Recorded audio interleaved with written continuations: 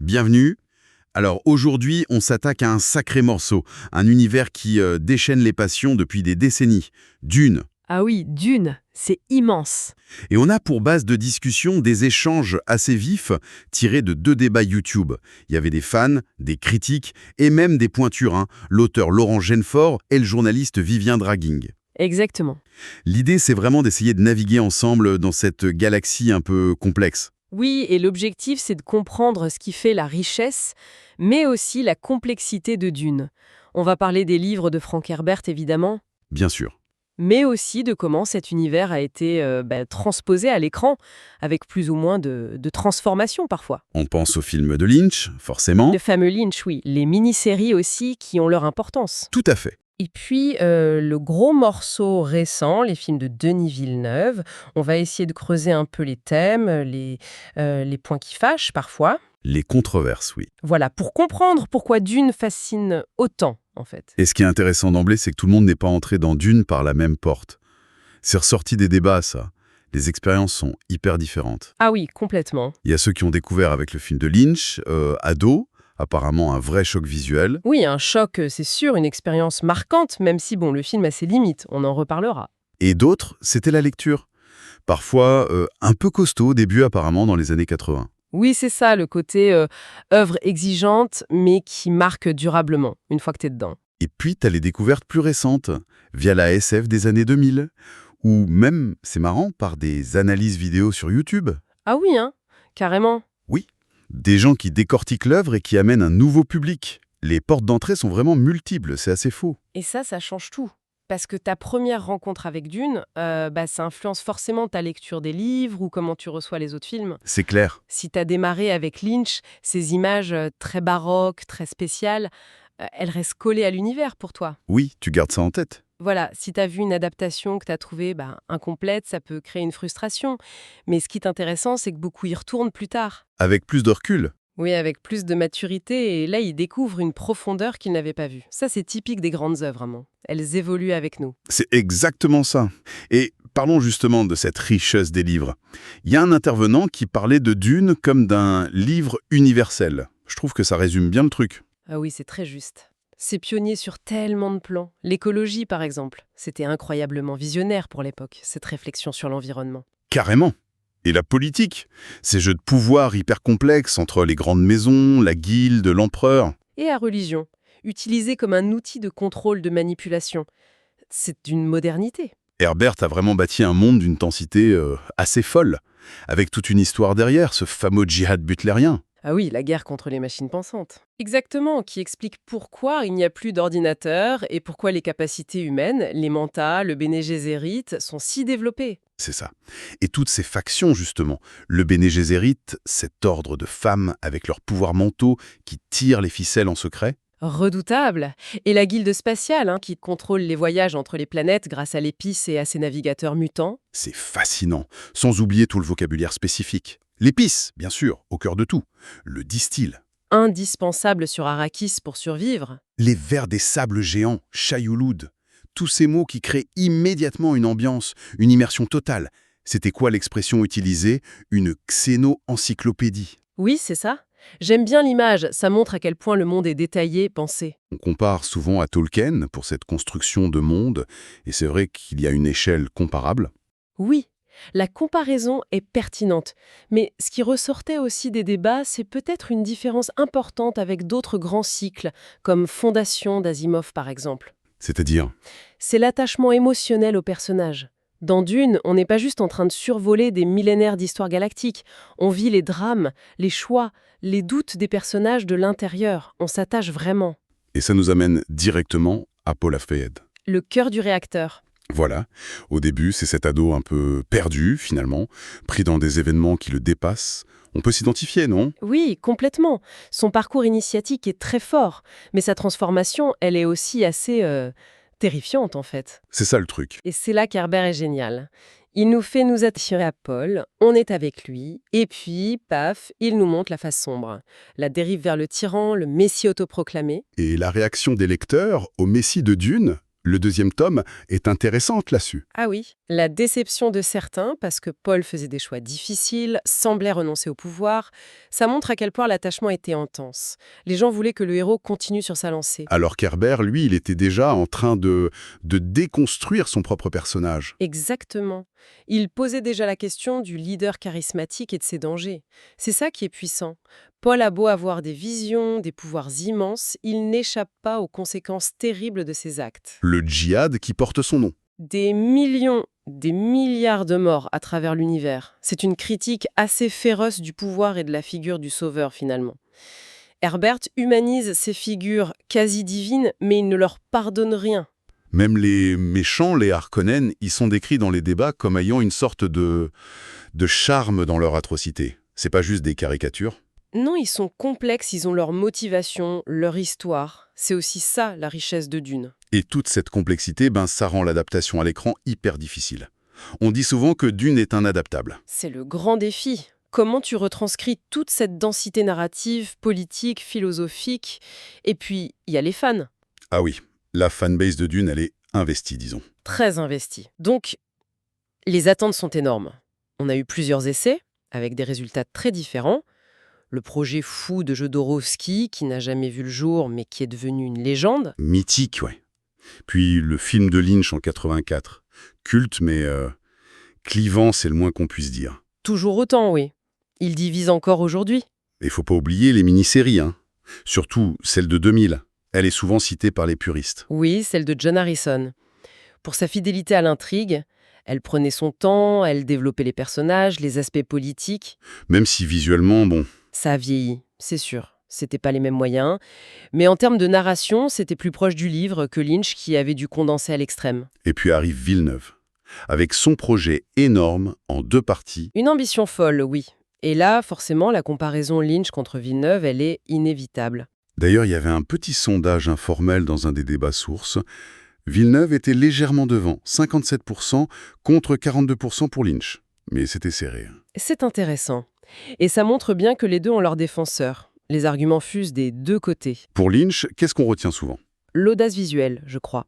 Cette créativité un peu folle, baroque, ça donne une atmosphère vraiment unique, des designs très marqués, une identité visuelle forte. Même si certains trouvent ça kitsch aujourd'hui. Oui, ça peut paraître kitsch, mais ça a marqué les esprits.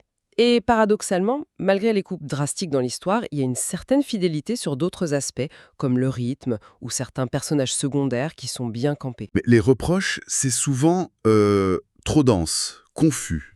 Et cette fameuse voix off. La voix off qui explique tout, oui. Beaucoup trouvent que c'est une béquille narrative un peu lourde. Et la fin, bien sûr, qui s'éloigne pas mal du livre. Face à ça, Villeneuve, c'était une autre approche. Complètement différente. Une esthétique beaucoup plus épurée, plus réaliste, monumentale. C'est... Waouh, visuellement, c'est très impressionnant. Les effets spéciaux sont dingues, faut le dire. Oui. Et la première partie a été plutôt bien reçue pour son respect de la trame initiale du livre. C'était assez fidèle. Mais là aussi, il y a des critiques. On entend froid, vide, manque de vie, parfois même superficiel. C'est un reproche qui revient, oui, moins de cette crasse, de cette étrangeté un peu organique de l'univers d'Herbert, que certains trouvaient chez Lynch, peut-être. Moins bizarre, en quelque sorte. Les auteurs, même en étant bluffés par la beauté des images, disent qu'ils ont eu du mal à voyager, à ressentir la singularité d'Arrakis. C'est magnifique, mais ça peut sembler un peu distant. Et puis alors, la partie 2. Là, ça a vraiment divisé. Avec des choix scénaristiques très forts. Ah oui, la partie 2 a cristallisé beaucoup de débats, surtout autour de certains personnages de la narration. Le personnage de Shani, joué par Zendaya, c'est un point central des discussions. Clairement, elle est transformée par rapport au livre. Elle devient beaucoup plus critique vis-à-vis de Paul, presque une opposante par moments. Alors que dans le livre, elle est plus. Un soutien indéfectible, même si elle n'est pas dupe. Elle l'aime et le suit malgré tout. Chez Villeneuve, elle devient presque la conscience morale extérieure, la voix de la raison contre le fanatisme qui monte. Modernisation nécessaire pour certains. Oui, ou alors une trahison pour d'autres qui trouvent que ça simplifie la dynamique très complexe entre Paul et Shani, et surtout que ça affaiblit la critique interne que Paul porte lui-même sur ses propres actions. C'est vrai que ça change pas mal la donne. Et il n'y a pas que Shani, la temporalité aussi. C'est hyper accéléré, non? Oui, plusieurs années du livre sont condensées en quelques mois à peine. Ça donne un rythme très soutenu, très blockbuster. Mais on perd peut-être en profondeur? La maturation politique, psychologique des personnages? C'est la question. Est-ce que cette accélération sert l'efficacité ou nuit à la complexité? Et puis il y a l'absence d'Alia, enfant. Ah oui, la sœur de Paul. Ça, c'est un changement majeur. Énorme. C'est un personnage clé dans le livre. Très dérangeant, avec sa conscience d'adulte dans un corps d'enfant. Elle incarne tellement de choses. Les conséquences des manipulations du Bene Gesserit, les pouvoirs incontrôlables de Paul. Son absence change beaucoup la fin et la dynamique de la famille Atréide. D'autres points qui ont fait tiquer? La mort du baron Harkonnen, de Rabanne, gérée différemment? Oui, et l'effacement quasi complet de l'homosexualité du baron. C'était un trait important de sa caractérisation chez Herbert, lié à sa décadence, sa prédation. Là, c'est gommé. Pourquoi, à ton avis? Une simplification. Peut-être pour ne pas tomber dans la caricature, ou par frilosité, difficile à dire. Mais ça enlève une dimension au personnage. Et même la critique de la manipulation religieuse, Elle est moins subtile, c'est ce que certains disent. Dans le livre, c'est insidieux, complexe. Chez Villeneuve, ça paraît beaucoup plus évident, presque martelé, notamment via le personnage de Stilgar. jouée par Javier Bardem, qui lui est souvent salué d'ailleurs. Oui, Bardem est excellent, mais son personnage devient presque le symbole un peu trop visible du fanatique religieux. Ça perd peut-être un peu de sa force subversive par rapport au livre où c'est plus diffus. Et le casting en général, qu'est-ce qui en ressortait? Timothée Chalamet en Paul? Les avis sont partagés. Certains le trouvent très bon dans la progression de l'ado fragile au leader, d'autres ont du mal à voir émerger pleinement le côté charismatique, mais aussi dangereux du personnage dans la deuxième partie. Et Zendaya en Chani, on l'a dit, son interprétation très critique divise. Réduit à des fonctions narratives. Et Christopher Walken en Empereur, certains l'ont trouvé un peu fantomatique, manquant de présence. Et un dernier point souvent discuté, la musique de Hans Zimmer. Omniprésente, très atmosphérique. Oui, très efficace pour créer une ambiance, un sentiment de grandeur, d'immersion, c'est indéniable. Mais Mais la critique qui revient souvent, c'est le manque de thèmes musicaux vraiment forts, mémorables, qu'on pourrait associer aux personnages, aux factions. C'est plus du sound design à très grande échelle que de la mélodie qui raconte une histoire. c'est une tendance à Hollywood, ça, non? Oui, un peu.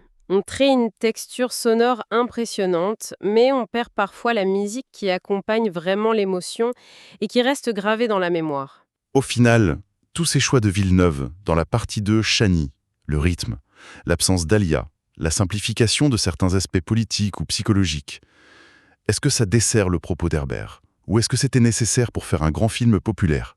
C'est la grande question. Est-ce que c'est une adaptation intelligente pour rendre l'œuvre accessible à un public plus large, ou est-ce que ce sont des concessions à l'industrie qui affadissent la complexité et la subversion du livre?